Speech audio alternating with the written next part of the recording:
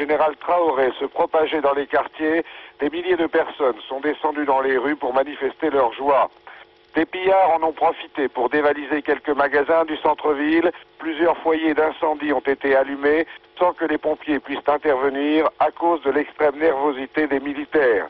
Les parachutistes et les gendarmes postés au carrefour et près des bâtiments officiels ont ouvert le feu sur la foule et sur les véhicules comme le nôtre qui circulaient à proximité de l'Assemblée nationale.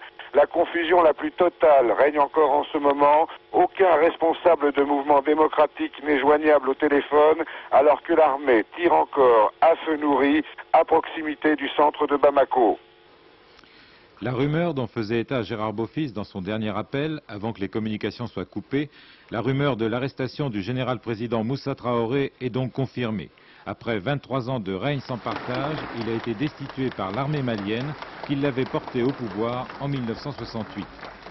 Cette armée qui depuis vendredi dernier tire sans sommation dans les rues de Bamako sur les hommes, les femmes et les enfants qui manifestent et qui continue de tirer, selon les très rares informations qui nous parviennent, des barricades enflammées et des balles traçantes illuminaient cette nuit le ciel de la capitale du Mali. Le parti unique a été dissous, un conseil de réconciliation nationale a été mis en place, présidé par un soldat, le lieutenant-colonel Amadou Toumani Touré, le chef des parachutistes. Toutes les frontières et l'aéroport sont fermés, on ne sait pas quel sort a été réservé à Moussa Traoré, qui jusqu'au bout a refusé de démissionner, mais qui aurait été arrêté selon des informations non confirmées à l'aéroport alors qu'il tentait de prendre la fuite. Lorsque l'hystérie conduit à la destruction de tout ce qui a pu être réalisé avec tant d'efforts pendant 30 ans par l'État, on peut le faire qu'en mettant sur place un dispositif de sécurité.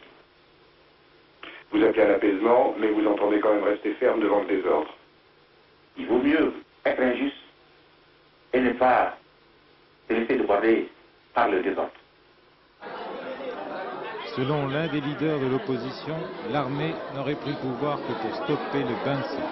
Cette volonté reste à vérifier.